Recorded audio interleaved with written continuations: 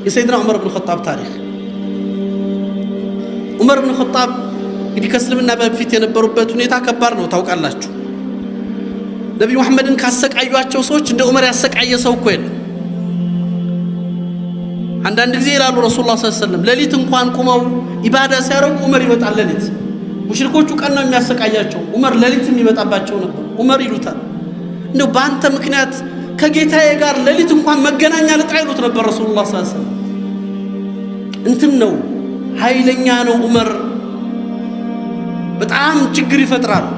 ኢዘን ዑመር ብን ኸጣብ ይህንን ባህሪውን ይህንን ኃይለኝነቱን ይዞ እንግዲህ እስልምና ውስጥ የነበረውን አቋም ታውቃላችሁ። እስልምና አድው ለዱድ ነው፣ በጣም ጥላቻው የከፋ በሽርክ ውስጥ የኖረ በጣም ከባድ ሰው። ለዑመር መስለም ምክንያት 3 ሴቶች አሉ ይባላል። ለዑመር መስለም ምክንያት 3 ሴቶች በታሪክ ይታወሳሉ። አንደኛዋ ሴት የዑመር ኻዲም የነበረች ሴት ናት ይባላል። ዑመር ቤት የምታገለግል የነበረች ሙስሊም ሴት ነበረች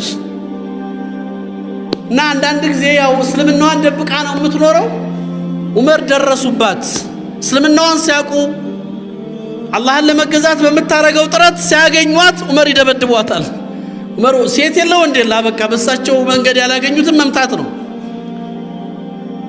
አንድ ቀን በጣም መቷትና ሴትየዋ ዑመር ትላቸዋለች ቆም ብለህ አስብ፣ ሐቁ አንተ ከምታስበው ውጭ ነው ትላቸዋለች።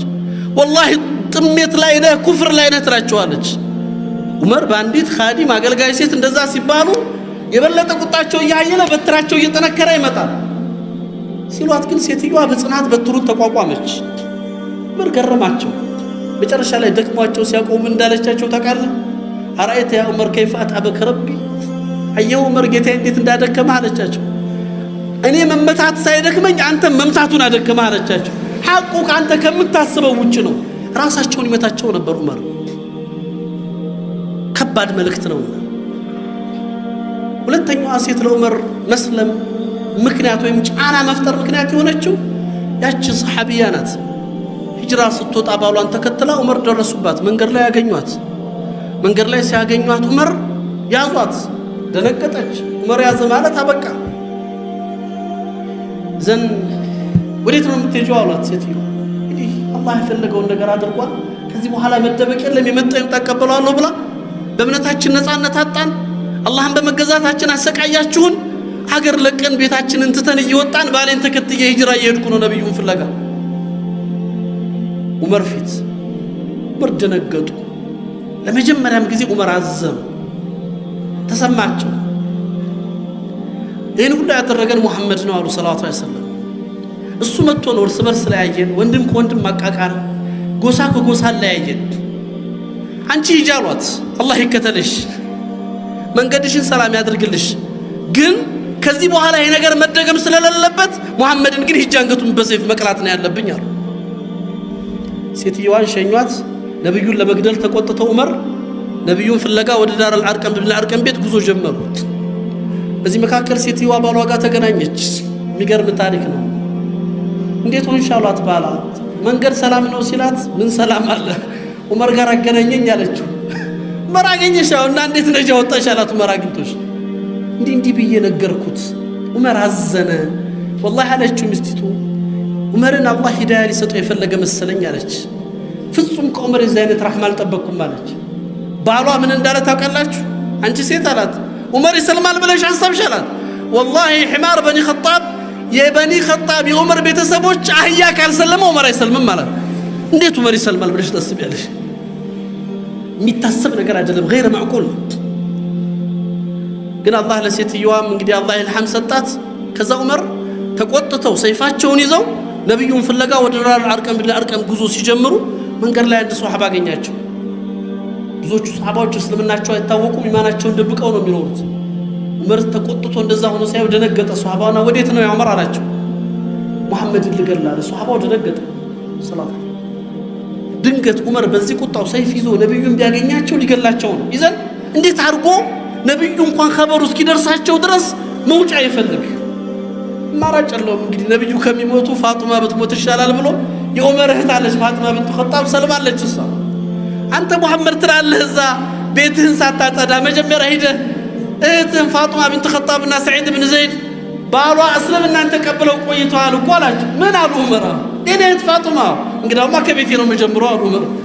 ሷሃባው ትንፋሽ ነው የፈለገው ለነብዩ እስኪነግር ድንገት እንኳን መጥቶ እንዳያጠቃቸው። ነብዩ ከሚሞቱ ፋጡማ ብትሞት ይሻለዋል እሱ።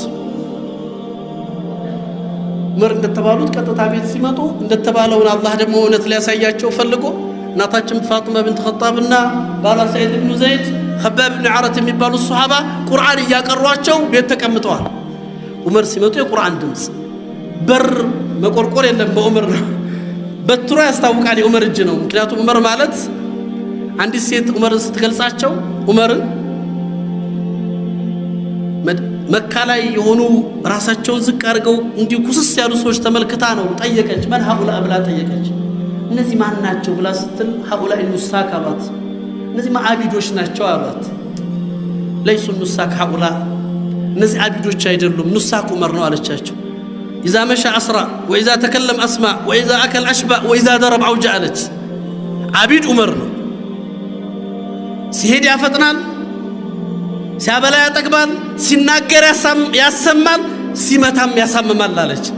አቢድ ያየነው ዑመር ነው አለች። ኢባዳ እነሱን ቁዋ እንዲህ አላህ የሰጣቸው ሀይባ እኮ ነው። አንድ ቀን ዑመር እንደዚህ እየመጡ ሲሄዱ መንገድ ላይ ልክ ገና ከርቀት ሲመጡ ሰዎች መንገድ ይለቃሉ። ለምንድን ነው ምን አረኳችሁ አሉ። ለምን መንገድ ትለቋላችሁ? በደልኳችሁ? አልበደልከንም። ታዲያ ለምን መንገድ ለቀቅናችሁ? እንደው ግርማው ታስፈርቶን አሏቸው። ይሄስ ከሆነ አላህ መዚድኒ ሀይባ አሉ። ጌታ ይሄንን ጨምርልኝ እንዳትቀንስብኝ አሉ ዑመር ረዲየላሁ ዐንሁ። እንደው ሳልበድላችሁ ምንም ያ ከሆነ አላህ ቁዋ ኢዘን ዑመር ገቡ። በር ገንጥለው ነው የገቡት። በሩ እስኪከፈት ሲገቡ ኸባብ ብን ዓረት ደንግጠው ጓዳ ገብተው አልጋ ስር ወይም ደግሞ መደበቂያ ውስጥ ተደበቁ። ባልና ሚስት ከቤታቸው ይሄዳሉ። የሚመጣውን ለመቀበል ፊት ለፊት ቆሙ። ሰዒድ ብን ዘይድ ማለት ሚነል አሸረል ሙበሸሪን ሚነል ጀና ፊት ለፊት ዑመር ሲመጡ ዑመር ጋር ተያያዙ። በዑመር እጅ ገብቶ እንዴት ይድናል?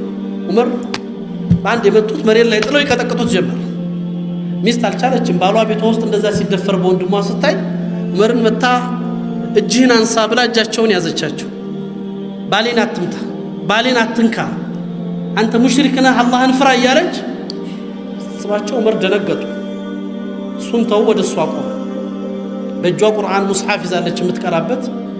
ምንድን ነው ያልሽው አላት። ቁርአን ስጭኝ አሏት። ነጃሳን አልሰጥህም አለቻቸው። ለአንተ አይነት ነጃሳ አይነካው ስጭኝ አሏት። አልሰጥህም ያቱና ዑመር ፈለጠ ማህለት አንድ ጥፊ ሲያሳርፉባት ወደቀች። በዑመር እጅ የተገኘች ሴት ከጆሮዋና ከአፏ ደም መፍሰስ ጀመረ። በዚህ ዑመር ያን ሲያዩ ደነገጡ፣ ነቁ ከቁጣቸው። እህታቸው እንደዛ በማድረጋቸው አንቺ ነሽ እንዲህ እንዳረግ ያስገደድሽኝ አሏት። አሁንም ሙስሐፉን ስጭኝ አሏት። አልሰጥህም አለቻቸው። አንተ ነጃሳ ኢዘንሽ ሙስሐፉን ለማየት እሱን ለማየት ምን ላድርግ አሏት። ሂድና ታጠብ አለቻቸው። ይህን ቁርአን ለመያዝ ኸባብ ብን ዓረት ጓዳ ተቀምጠው ዑመር እሷ የጠየቀችው መርሐባ ካለ መቼም ለመታጠብ ከወሰነ አላህ ሂዳያ ሊሰጠው ፈልጓል ብዬ አሰብኩ አሉ። ዑመር ተረጋጉ። መርሐባ አሉ። ሂደው ተጣጥበው መጡ። ሰጠቻቸው። ጣሃ ማ አንዘልና ኢለይከ አልቁርአን ሊተሽቃ ኢላ ተዝኪረተን ሊመን የኽሻ። ከባድ ነው። ለሁ ሐላዋ ይጣፍጣል፣ ቃሉ ይረብሻል፣ ውስጥን ያናግራል። ዑመር አልቻሉ። هذا ليس كلام من البشر ይሄ ፍጹም የሰው ቃል አይደለም። ይሄ ፍጹም የሰው ንግግር አይደለም። ከዛ ምንድነው የጠየቁት ዑመር ወዲያው አይነ ሙሐመድ አሉ። ሙሐመድ የት ነው ያለው አሉ ሰለላሁ ዐለይሂ ወሰለም። ማን ነው ያለበትን የሚያሳየኝ አሉ። ኸባብ ብን ዓረት ከዚህ በኋላ የመጣ ይምጣ ብለው መቼም ሊሰልም ፈልጉ ይሆናል ብለው ከጓዳ ወጡ። እኔ ያሳያለሁ ዑመር አሉት። መርሐባ አለ ኸባብ ብን ዓረት። ወደ ዳር አልዓርቀም እና አርቀም ቤት በሚስጥር ያሉበት ቦታ ይዘውት ሄዱ። ዑመር ሲመጣ ከፊት እየመራ ተቆጥቶ ሰይፍ ይዞ ሲመጣ በርቀት ሐምዛ ብን አቡ ጣሊብ ሰይድ ሰልመዋል። ከዛ በፊት አሰዱላህ በጀግንነት ሐምዛና ዑመር አይወዳደሩም። እንግዲህ ነቢ ሰለላሁ ዐለይሂ ወሰለም እንደገለጹለት ሰይድ ሹሃዳ የአላህ አንበሳ የተባለው እሱ ናቸው ሐምዛ። ማንም አይወዳደራቸው። ዑመር መጣ ብሎ ነብዩ ሰለላሁ ዐለይሂ ወሰለም ያ ረሱላህ ዑመር መጣ።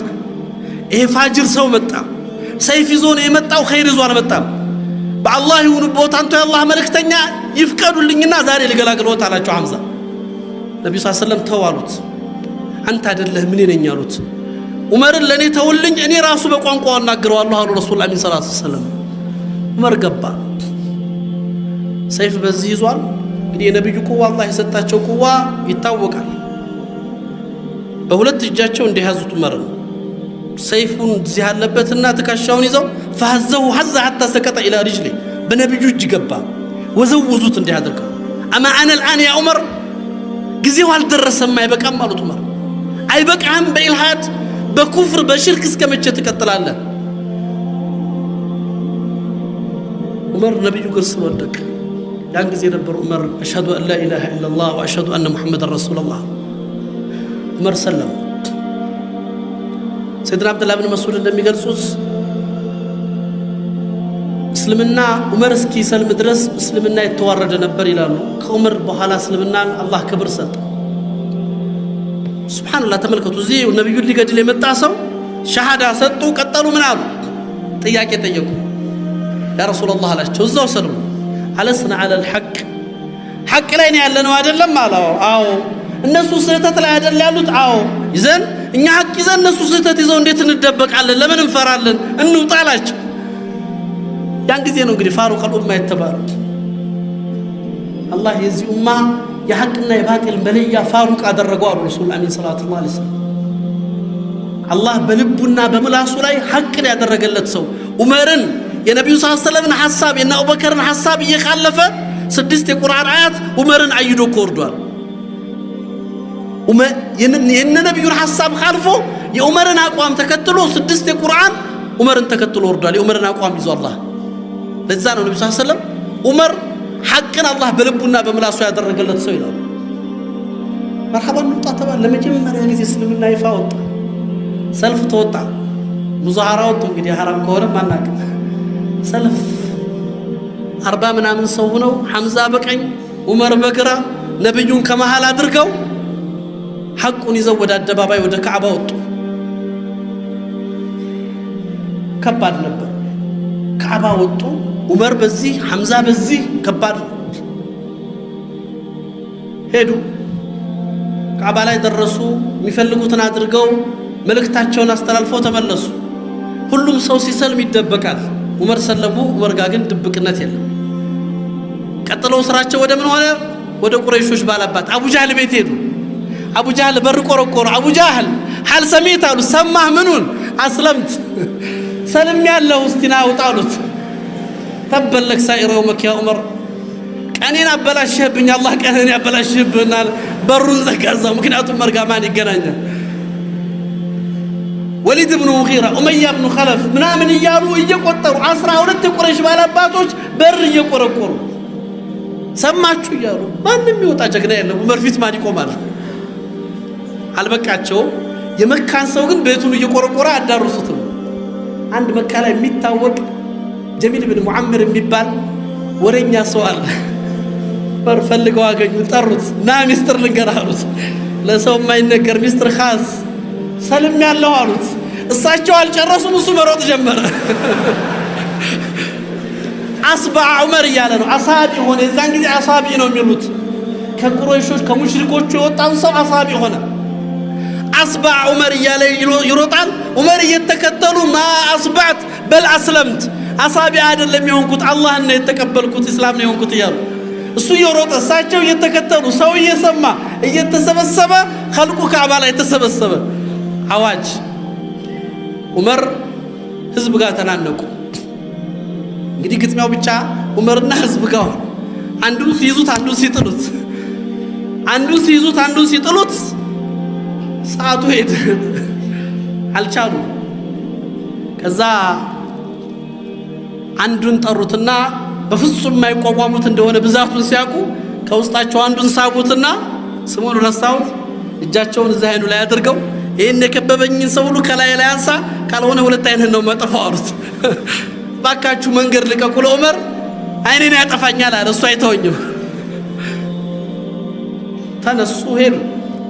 ቀጥታ ቤት ገቡ። ቤትም ገብተው ደግሞ ዝም አይባልም። ዑመር ሰበሰቡ። እያንዳንድሽ ነው የተሰልም ያለሽ ነው ሰልም ያለው ተሰልም ያለሽ ነው። ቤት ውስጥ ልጆቻቸውን ጠርተው እስልምናን እንደተቀበሉ ተናገሩ። ያን ጊዜ ልጃቸው አብደላህ ብን ዑመር አባቴ እኔ እኮ ካንተ በፊት ሰልሜያለሁ አላቸው። ዑመር ደነገጡ። አብደላህ ብን ዑመር ይናገራሉ እንዲህ ያደረገና በክርኑ ፈወከዘን እንዲህ አድርገው መቱኝ ይላል። ሊመን ተረክተ አበከ ያ አብደላህ አባትህን ለጀሃነም ትተህ እኔን ለማን ተውከኝ አብደላህ እኔን ለእሳት ትተህ ብቻህን ሰለምክ። ሁል ጊዜ ባስታወሰው ቁጥር እንዲህ መታኝ ነበር ይላሉ አብደላህ ብን ዑመር ረዲየላሁ ዐንሁ። ተመልከቱት ያ ኢኽዋን፣ ነብዩን ሊገድል መጣ፣ አዋጅ አወጀ። ከዛ ዑመር የደረሱበትን ደረጃ እናንተ አስቡት። ዑመር ማለት እስልምና ነብዩ መሐመድ አንድ ጊዜ ጠየቋቸው ሰለላሁ ዑመርን የዑመርን ኢማን ደረጃ ዑመር አሉት ቀብር ውስጥ መለከል ሞት መጥቶ መረቡክ ብሎ ሲጠይቅህ ምን ብለህ ትመልስለታለህ አሉት። ያ ረሱላህ እኔ የምመልስለትን አውቃለሁ አላቸው። እኔም አንተ የምትመልሰውን አውቃለሁ አሉት። ምንድነው የምመልሰው አላቸው ዑመር። መለከል ሞት መጥቶ መረቡክ ሲልህ አንተ መረቡክ ትለዋለህ አሉ ዑመር ረዲየላሁ ዐንሁ። قوة الإيمان يكون إخوان. عمر إمام حسن البصري يوم القيامة اسلم النافع إني أتخيل فئة يوم القيامة إسلام بسورة الرجل لال اسلم النافع بسوت مسلو يمتعل لال حسن البصري يعني أنه سوت جيازة جيتا يهررتونيال يهوردونيال اتشررتانيال اتشاوردانيال اتشياله إسلام كلهم لا يجي مسكر الله. عمر قاس كي درسال عمر قاس يدرسال حسن البصري كنت غريبا حتى أسلم هذا الرجل يسوس كي سلم درس انقد أنا بركو بلو عمر يمسكر الله ورسول حسن البصري رضي الله عنه. عمر هنا